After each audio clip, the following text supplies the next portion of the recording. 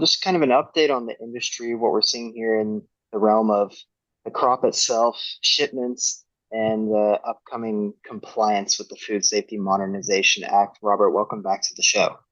Thanks, Taylor. Good to be with you again.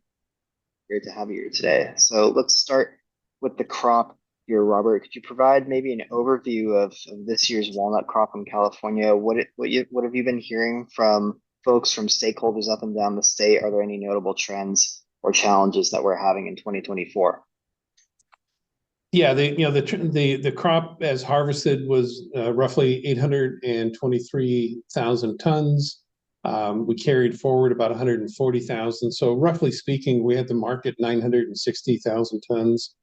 And I'm really pleased to say that we're going to be able to work through the majority of that volume. The quality of this crop was excellent. Obviously, the winter rains that we had the previous year really helped break the drought, and it gave us that deep water and really improved soil health, root health. And so the crop that we got kind of proved itself out that we are very capable of producing the quality that we've been known for on a global basis. I think on top of that, once shipments got started, we were able to maintain really good momentum.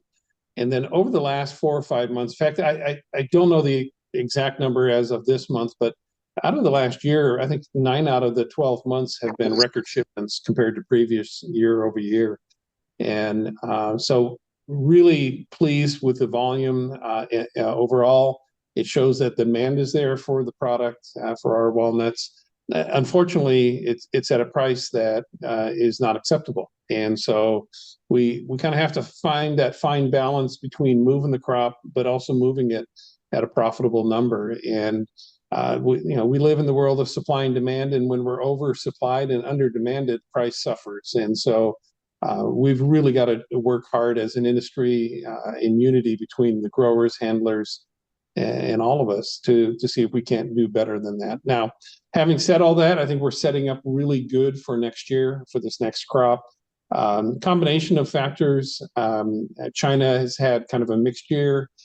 Their exports have been where they've been historically. They may go up just a little bit, but again, the quality of their walnuts are not the same as where the same markets that we go after. And so China, while numerically their volumes are inching up slowly, really not impacting the market in a way that affects us. Chile, on the other hand, as we know, are known for their extra light chandlers. Certainly have been able to move into some of our traditional markets, India as an example. But this year, we've held our own. Our total shipments into India will exceed probably 12 to 15,000 tons, whereas last year that was only about 4,000 tons. So significant difference there. And Chile has a challenged crop for them. Unfortunately, they're seeing some of the same conditions we've seen where they didn't have the winter chilling, and their crop was off very significantly. They've also had to deal with some droughts. They reduced some of their acres in the northern part of Chile. So when you add all of that up together, their crop may be off as much as 25 and 30%. And so they're doing everything they can to maximize grower returns by not overselling the crop, not selling it too soon, and not being shy about trying to get the maximum price out of every kilo that they sell. That has opened up some real opportunities for us to be able to sell the remainder of our 23 crop, and our handlers have reported, very brisk sales over the last 3 to 4 months. And we're seeing that in our numbers. Our domestic, our international sales on kernels are up 20% over last year, and our in-shell is up 36% over last year. Conversely, while we're at it, in the U.S. here, our domestic kernel sales are up 8%.